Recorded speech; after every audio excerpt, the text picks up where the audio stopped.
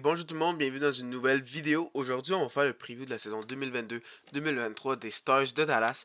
J'ai attendu avant de faire les Stars de Dallas un petit peu parce que je voulais voir si Jason Robertson allait finalement signer avec eux. Et il a finalement signé, donc je peux finalement faire le preview pour cette équipe-là. Pour les points, j'ai Joe Pavelski avec 81 points, Robertson 79 et In 72. Ça, c'était les meneurs pour la saison 2021-2022. Comme on peut voir, c'est les trois qui ont joué sur la même ligne toute l'année. Donc vraiment, ils ont connu des saisons incroyables. Comme on peut voir pour les buts, c'est encore les trois mêmes en Robertson 41, Ince 37 et Pavelski 27. Donc on peut voir que c'est vraiment ces trois joueurs-là qui menaient l'attaque pour les Stars. Donc ensuite de ça, pour les aides, il y a Pavelski 54, Klingberg 41 et Robertson 38. Donc le seul défenseur, leur défenseur le plus offensif et puis avec l'équipe, comme on peut voir, j'ai mis un X, donc Grimblug est rendu avec les Ducks. Donc ils vont encore perdre de l'attaque. Donc vraiment, offensivement, ça va être compliqué. Donc pour les gardiens, ça c'est une belle partie qu'ils ont. C'est les gardiens de but. Jake Ottinger, 914 de pourcentage d'arrêt, 1.4 de goal save above expected. Mais il faut dire qu'en série, il était en haut de 950 de pourcentage d'arrêt. Il a vraiment été incroyable contre les Flames de Calgary. Donc vraiment, il mise beaucoup sur ce gardien-là pour faire les séries. Et Wedgwood, il a quand même fait pas mauvais en étant le backup. 913 pourcentage d'arrêt et 1.6 de goal save above expected. Donc les buts, c'est une de leurs forces selon moi.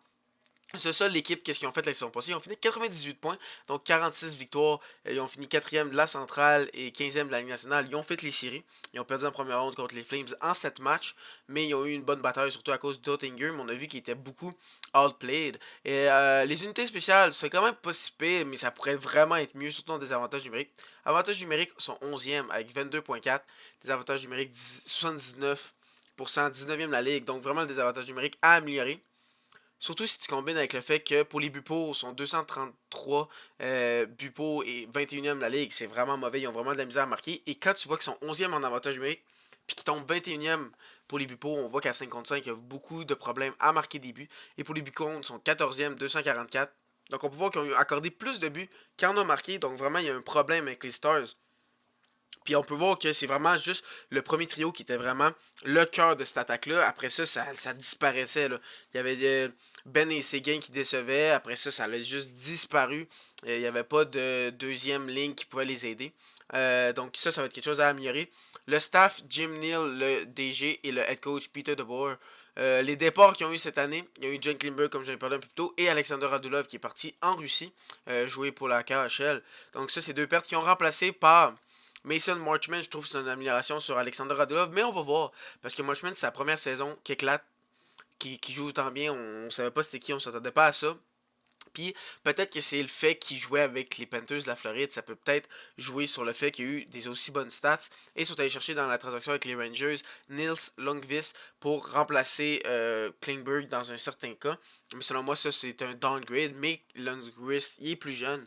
Donc on va voir qu'est-ce que ça va donner. Donc relativement la même équipe.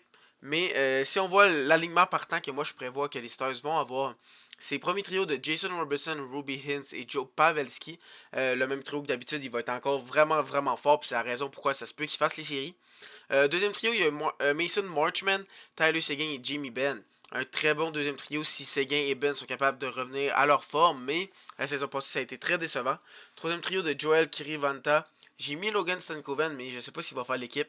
La recrue, je le trouvais fantastique cette année dans le junior. Avec Denis Gurianov. Quatrième trio de Jacob Patterson, Radek Faksa et Luke Glendening. Donc on va voir qu'est-ce que ça va donner. Il y a eu beaucoup de la misère à scorer autre que le premier trio la saison passée. Donc on va voir qu'est-ce que ça va donner. Puis Jason Robertson qui n'a pas eu de camp d'entraînement, il a manqué à cause qu'il n'y avait pas de contrat. Donc on va voir qu'est-ce que ça va donner vraiment cette équipe-là. Moi, je pense qu'ils vont avoir un peu de difficulté, mais ils vont quand même connaître une pas pire saison. Ensuite de ça, en défense, tu as Ryan Suter avec Miro Heiskanen. Miro Heiskanen, c'est vraiment le défenseur de cette équipe-là, le numéro 1. Après ça, tu as Esa Linden avec Nils Klungvist. Après ça, tu as Harley Thomas avec Gianni Akampa. C'est une défensive quand même correcte, mais la perte de Klingberg, offensivement, pour les défenseurs, ça va faire une grosse perte. Et dans les buts, Ottinger et Wedgwood, je trouve que c'est leur meilleure partie. Donc, si j'avais donné une note pour l'attaque, je donnerais. Ce premier trio est vraiment bon, mais le reste, c'est moyen. Donc, je donnerais un B. Mais vraiment, c'est juste ce premier trio-là. En défensive, je donnerais un B. Puis dans les buts. Non, en attaque, je donnerais un B. Défense B. Puis dans les buts B. C'est quand même très bon, mais c'est juste qu'il n'y a pas de deuxième secondary scoring. C'est ça le problème, selon moi. Donc, ensuite de ça, les extras qu'il y a, il y a Delandria, Carlson, Back, Butcher, Miller en défensive dans les buts, Kudobin.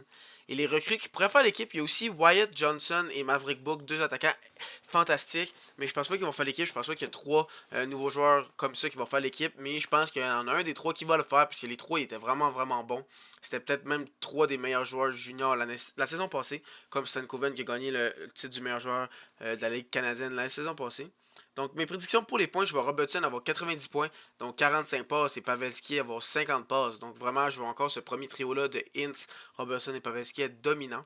Et pour ma prédiction, je les vois manquer les séries, être cinquième dans la centrale, mais manquer les séries de très peu, ils pourraient les faire. Je les vois se battre pour une wildcard spot, mais je les vois manquer à cause qu'ils n'ont pas de secondary scoring. Mais ils pourraient très bien les faire comme la saison passée. Mais comme on a vu, ils se sont fait scorer plus de buts qu'ils en ont marqué la saison passée. Puis ils n'ont pas fait de grands upgrades pour l'offensive. Ils ont un peu upgradé en attaque pour l'offensive, mais ils ont perdu de l'offensive à la défensive en perdant Klingberg. Donc, c'est ça ma prédiction. Donc, si vous êtes encore là, c'est sûrement parce que vous avez aimé. Donc, n'hésitez pas à liker la vidéo. Puis aussi, laissez dans les commentaires si vous pensez que les Stars vont faire les séries. Puis est-ce que Robertson, le fait qu'il n'a pas joué de pré-saison, puis ça a été long son contrat, est-ce qu'il va être avoir un début de saison plus difficile? Laissez-moi le savoir dans les commentaires. Puis aussi, si vous n'êtes pas déjà abonné, abonnez-vous et cliquez sur la petite cloche pour savoir quand je vais faire d'autres vidéos. Et sur ce, bonne fin de journée.